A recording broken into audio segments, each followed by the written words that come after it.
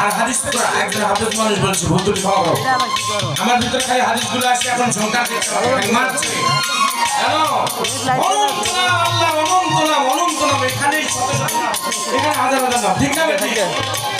অনন্ত নামে তুমি দিয়েছ ঠিকানা জানি না দয়াল নামী জলে রামে